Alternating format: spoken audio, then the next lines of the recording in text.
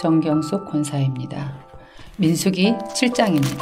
모세가 장막 세우기를 끝내고 그것에 기름을 발라 거룩히 구별하고 또 그 모든 기구와 제단과 그 모든 기물에 기름을 발라 거룩히 구별한 날에 이스라엘 지휘관들 곧 그들의 조상의 가문의 우두머리들이요 그 지파의 지휘관으로서 그 계수함을 받은 자의 감독된 자들이 헌물을 드렸으니 그들이 여호와께 드린 헌물은 덮개 있는 수레 6대와 소 12마리이니 지휘관 2사람의 수레가 하나씩이요 지휘관 1사람의 소가 1마리씩이라. 그것들을 장막 앞에 드린지라. 여호와께서 모세에게 말씀하여 이르시되 그것을 그들에게서 받아 레위인에게 주어 각기 직임대로 회막 봉사에 쓰게 할지니라. 모세가 수레와 소를 받아 레위인에게 주었으니 곧 게르손 자손들에게는 그들의 직임대로 수레 2과 소 4마리를 주었고 무라리 자손들에게는 그들의 직임대로 수레 4과 소 8마리를 주고 제사장 아론의 아들 이다말에게 감독하게 하였으나 고핫 자손에게는 주지 아니하였으니 그들의 성소의 직임은 그 어깨로 매는 일을 하는 까닭이었더라. 제단에 기름을 바르던 날에 지휘관들이 제단의 봉헌을 위하여 헌물을 가져다가 그 헌물을 제단 앞에 드리니라. 여호와께서 모세에게 이르시기를 지휘관들은 하루 1사람씩 제단의 봉헌물을 드릴지니라 하셨더라. 첫째 날에 헌물을 드리는 자는 유다지파 암미나답의 아들 나손이라. 그의 헌물은 성소의 세겔로 130세겔 무게의 은반 하나와 70세겔 무게의 은발이 하나라.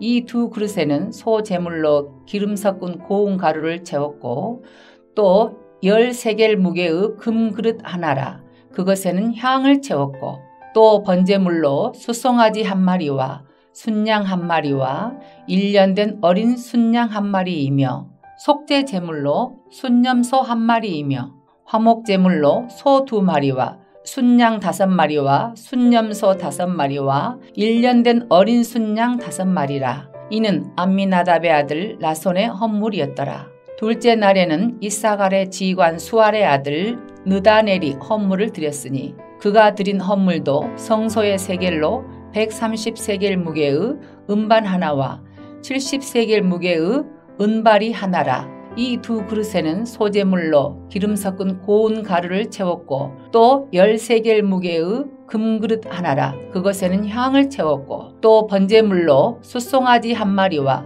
순양 1마리와 1년 된 어린 순양 1마리이며 속죄 제물로 순염소 1마리이며 화목 제물로 소 2마리와 순양 5마리와 순염소 5마리와 1년 된 어린 순양 5마리라. 이는 수알의 아들 느다넬의 헌물이었더라. 셋째 날에는 스불론 자손의 지휘관 헬론의 아들 엘리압이 헌물을 드렸으니 그의 헌물도 성소의 세겔로 130세겔 무게의 은반 하나와 70세겔 무게의 은발이 하나라. 이 2 그릇에는 소제물로 기름 섞은 고운 가루를 채웠고 또 10세겔 무게의 금그릇 하나라. 이것에는 향을 채웠고 또 번제물로 숫송아지 1마리와 순양 1마리와 1년 된 어린 순양 1마리이며 속죄 제물로 순염소 1마리이며 화목 제물로 소 2마리와 순양 5마리와 순염소 5마리와 1년 된 어린 순양 5마리라. 이는 헬론의 아들 엘리압의 헌물이었더라. 넷째 날에는 르우벤 자손의 지휘관 스데울의 아들 엘리술이 헌물을 드렸으니 그의 헌물도 성소의 세겔로 130세겔 무게의 은쟁반 하나와 70세겔 무게의 은발이 하나라. 이 2 그릇에는 소제물로 기름 섞은 고운 가루를 채웠고 또 10세겔 무게의 금그릇 하나라. 이것에는 향을 채웠고 또 번제물로 숫송아지 1마리와 순양 1마리와 1년 된 어린 순양 1마리이며 속죄 제물로 순염소 1마리이며 화목 제물로 소 2마리와 순양 5마리와 순염소 5마리와 1년 된 어린 순양 5마리라. 이는 스데울의 아들 엘리술의 헌물이었더라. 다섯째 날에는 시므온 자손의 지휘관 수리삿대의 아들 슬루미엘이 헌물을 드렸으니 그 헌물도 성소의 세겔로 130세겔 무게의 은쟁반 하나와 70세겔 무게의 은발이 하나라. 이 두 그릇에는 소재물로 기름 섞은 고운 가루를 채웠고 또 13개겔 무게의 금그릇 하나라. 이것에는 향을 채웠고 또 번제물로 숫송아지 한 마리와 순양 한 마리와 1년 된 어린 순양 한 마리이며 속죄 제물로 순염소 한 마리이며 화목 제물로 소 2마리와 순양 5마리와 순염소 5마리와 1년 된 어린 순양 5마리라. 이는 수리사 때의 아들 슬루미엘의 헌물이었더라. 여섯째 날에는 갓 자손의 지휘관 드우엘의 아들 엘리아삽이 헌물을 드렸으니 그의 헌물도 성소의 세겔로 130세겔 무게의 은쟁반 하나와 70세겔 무게의 은발이 하나라. 이 두 그릇에는 소재물로 기름 섞은 고운 가루를 채웠고 또 13개겔 무게의 금그릇 하나라. 이것에는 향을 채웠고 또 번제물로 숫송아지 한 마리와 순양 한 마리와 1년 된 어린 순양 한 마리이며 속죄 제물로 순염소 한 마리이며 화목 제물로 소 2마리와 순양 5마리와 순염소 5마리와 1년 된 어린 순양 5마리라. 이는 두엘의 아들 엘리아삽의 헌물이었더라. 일곱째 날에는 에브라임 자손의 지휘관 암미후세 아들 엘리사마가 헌물을 드렸으니 그의 헌물도 성소의 세겔로 130세겔 무게의 은쟁반 하나와 70세겔 무게의 은발이 하나라. 이 두 그릇에는 소재물로 기름 섞은 고운 가루를 채웠고 또 13개겔 무게의 금그릇 하나라. 이것에는 향을 채웠고 또 번제물로 숫송아지 한 마리와 순양 한 마리와 1년 된 어린 순양 한 마리이며 속죄 제물로 순염소 한 마리이며 화목 제물로 소 2마리와 순양 5마리와 순염소 5마리와 1년 된 어린 순양 5마리라. 이는 암미우세 아들 엘리사마의 헌물이었더라. 여덟째 날에는 므낫세 자손의 지휘관 부다술의 아들 가말리엘이 헌물을 드렸으니 그 헌물도 성소의 세겔로 130세겔 무게의 은쟁반 하나와 70세겔 무게의 은발이 하나라.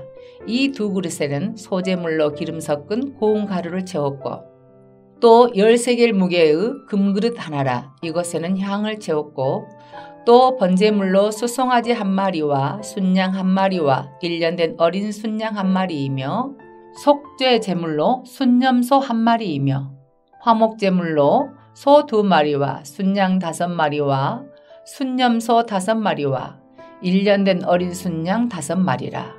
이는 부다술의 아들 가말리엘의 헌물이었더라. 아홉째 날에는 베냐민 자손의 지휘관 기드오니의 아들 아비단이 헌물을 드렸으니 그의 헌물도 성소의 세겔로 130세겔 무게의 은쟁반 하나와 70세겔 무게의 은발이 하나라.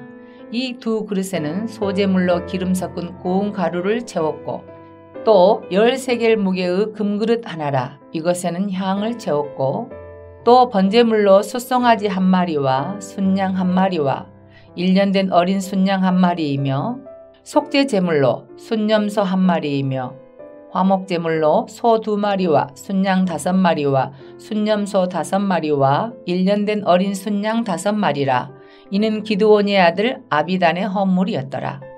열째 날에는 단 자손의 지휘관 암미사떼의 아들 아히에셀이 헌물을 드렸으니 그의 헌물도 성소의 세겔로 130세겔 무게의 은쟁반 하나와 70세겔 무게의 은발이 하나라.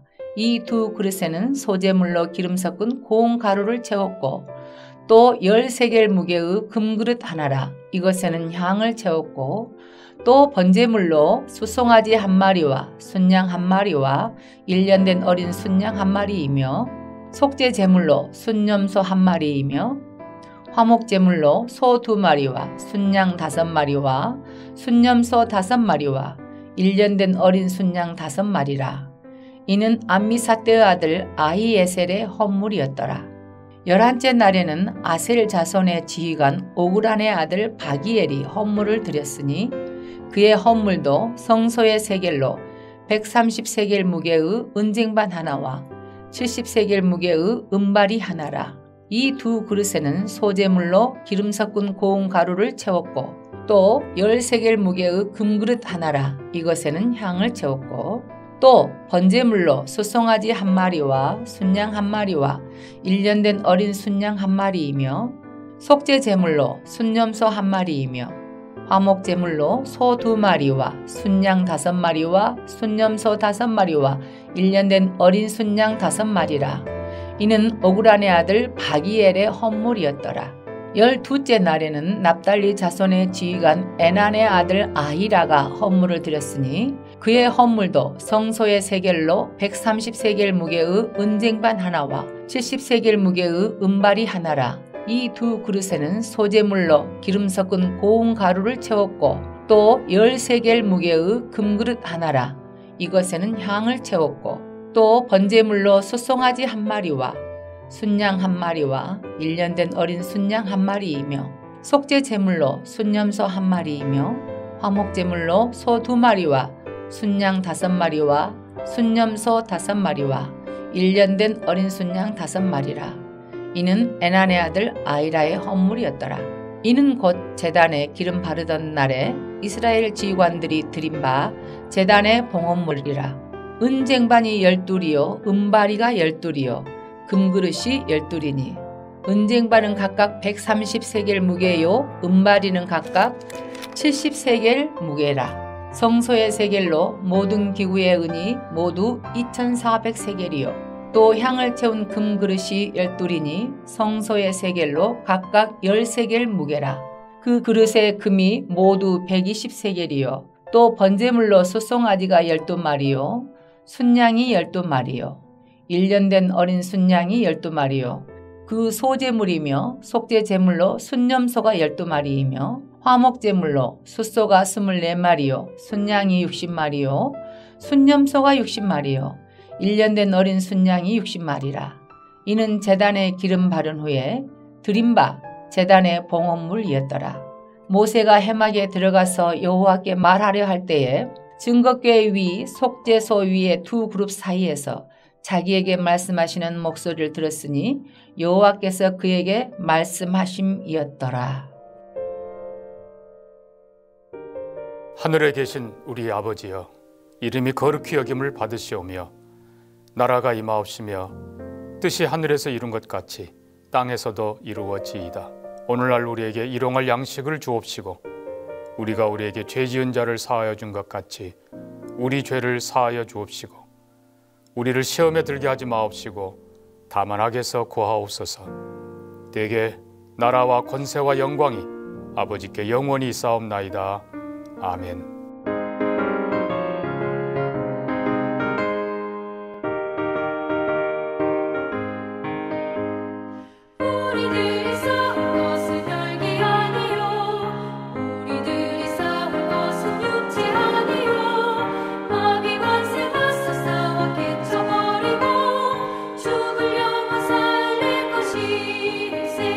한 마음으로 힘써 나가세. 한 마음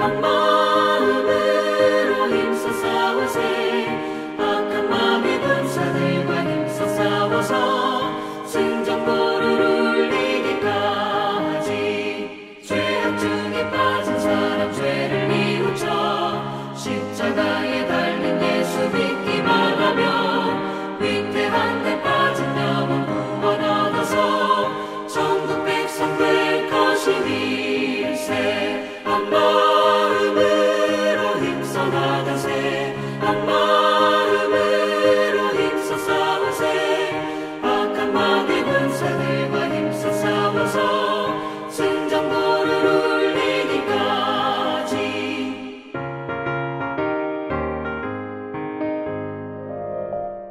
오늘 함께 나눌 하나님 말씀은 요한계시록 18장 9절부터 19절 말씀입니다. 신약성경 417면입니다. 요한계시록 18장 9절부터 19절 말씀 중에 9절, 10절 두 절 말씀만 한 목소리로 읽겠습니다. 그와 함께 음행하고 사치하던 땅의 왕들이 그가 불타는 연기를 보고 위하여 울고 가슴을 치며 그의 고통을 무서워하여 멀리 서서 이르되 화 있도다 화 있도다 큰 성 견고한 성 바벨론이여 한 시간에 내 심판이 이르렀다 하리로다. 아멘. 요한계시록에서 바벨론은 기독교 신앙을 박해하는 로마 제국을 의미합니다. 로마 제국이 심판받을 것이다, 로마 제국이 멸망할 것이다, 이 이야기를 하고 싶은데 그것이 위험하기 때문에 바벨론이라고 하는 이름을 빌려서 말하는 것이죠. 그런 의미에서 초대교회 시대 때 기독교의 주적은 명확했습니다. 기독교를 박해하는 로마 제국이 기독교의 주적이고 또한 성도의 주적이었어요.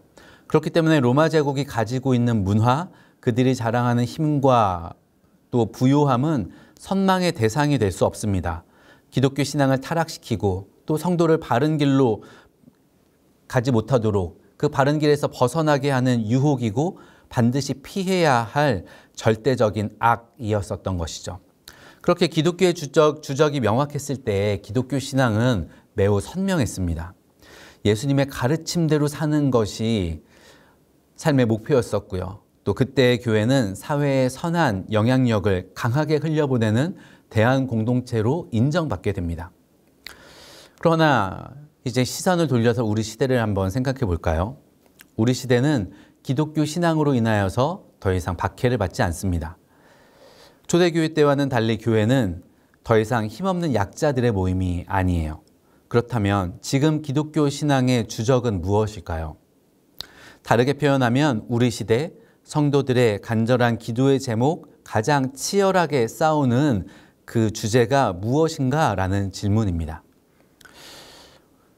경제적인 어려움, 다른 사람과의 갈등, 혹은 질병, 내가 원하는 것을 가로막는 어떠한 상황, 이런 개인적인 것들이 우리의 답이 된다면 그것은 문제가 있는 것이죠. 그러한 것들은 기독교 신앙의 주적이라고 말하기에 적절하지 않습니다.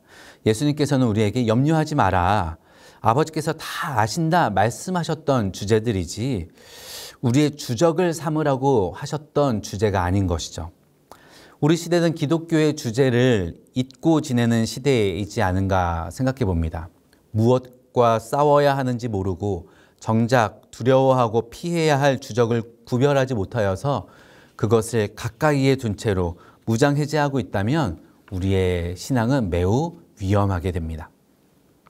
기독교 신앙에서 주적 개념이 희미해진다면 그 신앙은 힘을 발휘할 수가 없습니다.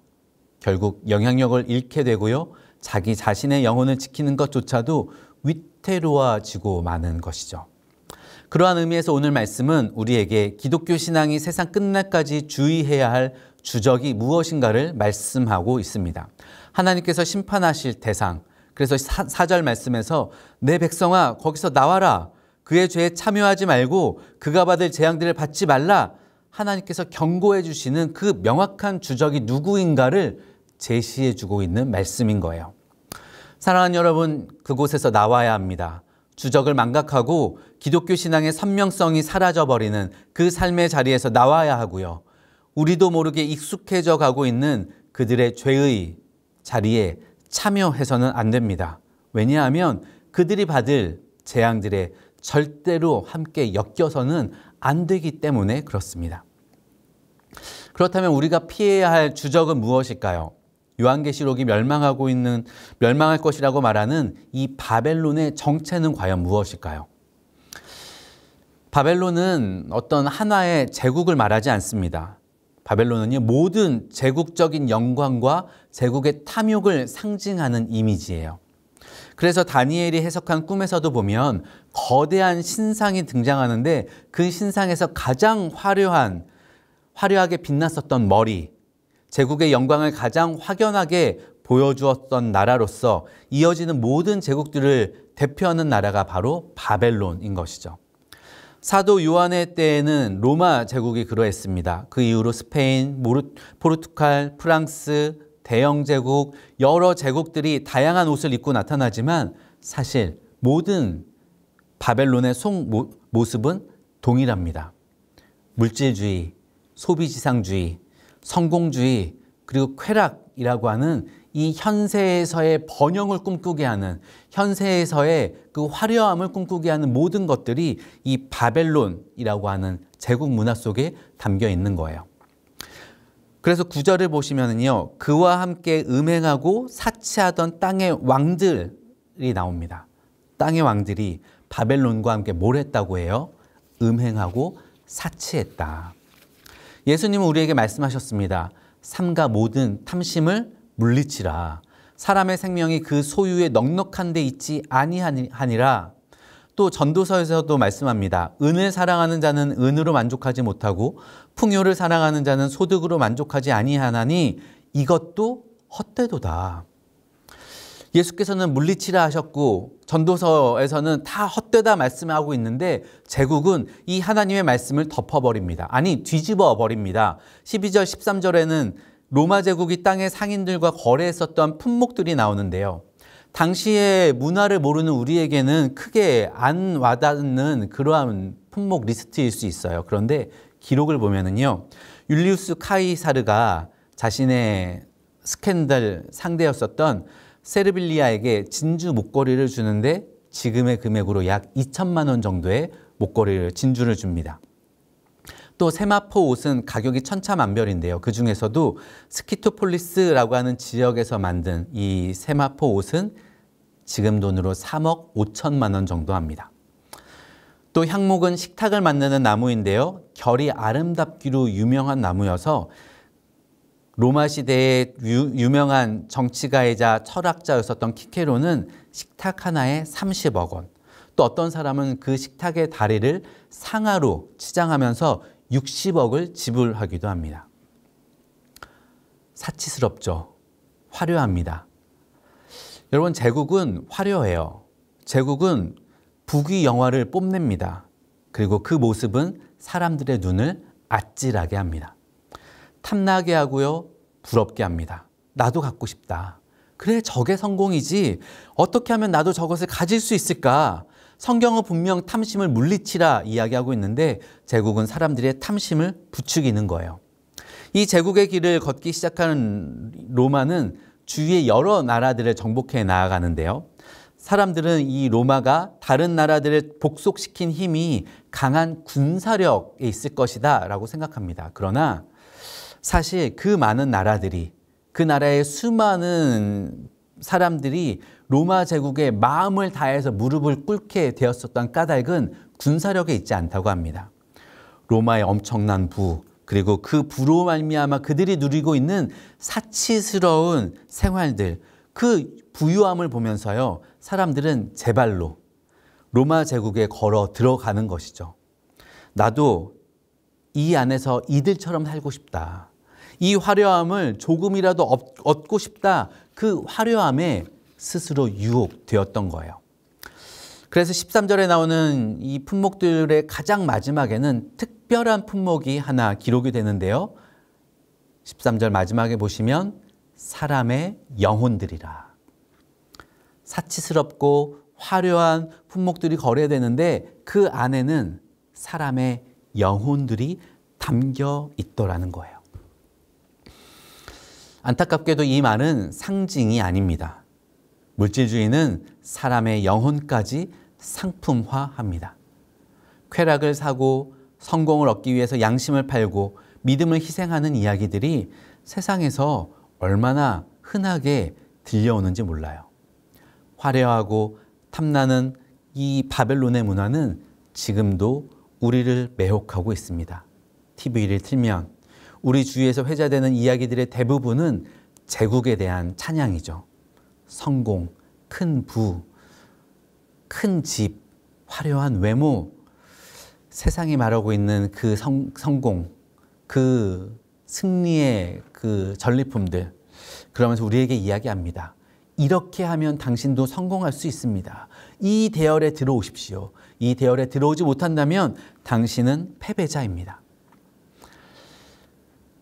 하루 24시간 쉬지 않고 들려오는 이 세상의 목소리들에 우리가 그 목소리들의 고개를 끄덕이며 하나의 불편함도 느끼지 않고 있다면 우리는 주적을 잊고 있는 것입니다.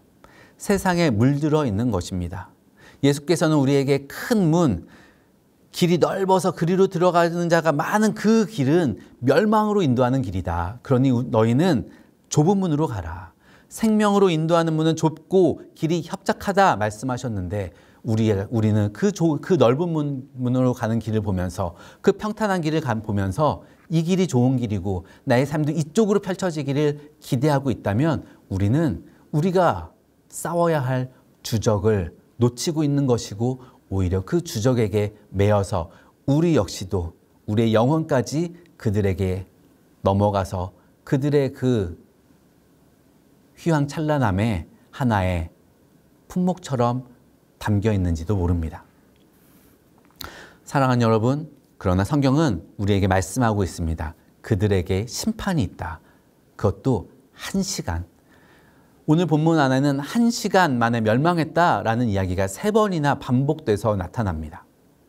1시간, 하나님께서 심판하시면 고작 1시간이면 다 끝나버릴 그 일들, 다 끝나고 나서 다시는 회복하지 못할 그 거짓된 가치관들이 우리를 뒤덮고 있다라는 거예요. 그리고 그 속에서 하나님은 우리에게 말씀하십니다. 내 백성아 거기서 나오라. 그의 죄에 참여하지 말고 그가 받을 재앙을 받지 말라. 이 말씀은 단순히 금욕주의로 들어오라는 초청이 아닙니다. 이 말씀은요, 하나님의 보호 아래로 들어오라. 그리고 그 세상의 거짓된 메시지와 싸우라. 이 거짓된 메시지와 싸우는 길은 오직 한 가지입니다. 바로 하나님의 나라, 하나님의 의를 위하여 살아가는 길입니다.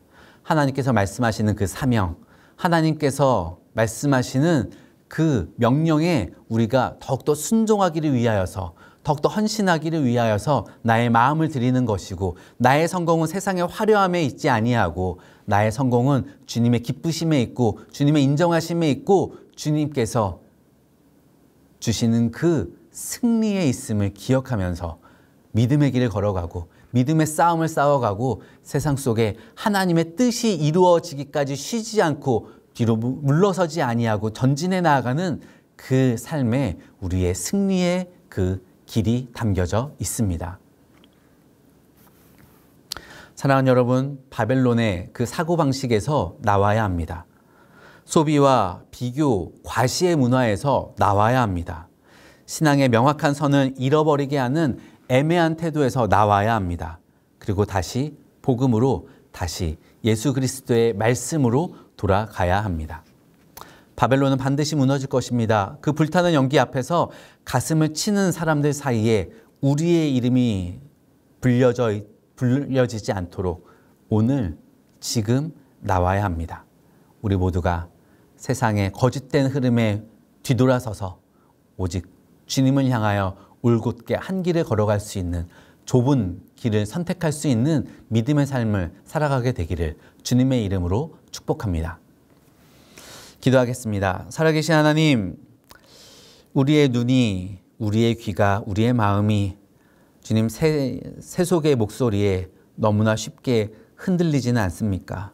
제국의 그 화려함에 우리의 신앙조차도 흔들리고 있지는 않습니까?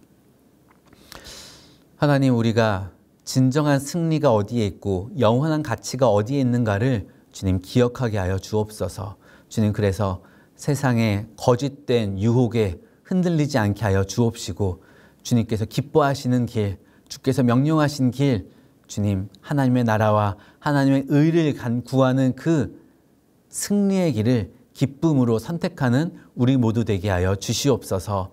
하나님, 그래서 지금 우리를 유혹하고 흔들어대고 우리를 조롱하는 모든 세상의 거짓됨 속에서 아니다, 담대하게 그들의 거짓됨을 선포하고 그들의 어리석음을 선포하고 그들 속에 진정한 삶의 가치를 보여낼 수 있는 하나님의 사람으로 살아갈 수 있도록 은혜를 베풀어 주시옵소서. 물질이 아닌 주께서 주시는 기쁨, 주께서 주시는 평안, 주께서 주시는 보호, 그 안에 있을 때 가장 행복하고 가장 안전함을 우리의 삶으로 보여낼 수 있는 우리 모든 성도들 다 되게 하여 주옵소서. 주님의 은혜가 우리 모든 성도들의 마음과 영혼을 지키시고 그 삶의 자리자리를 돌보시기를 주님의 이름으로 축복하며 예수님의 이름으로 기도합니다. 아멘.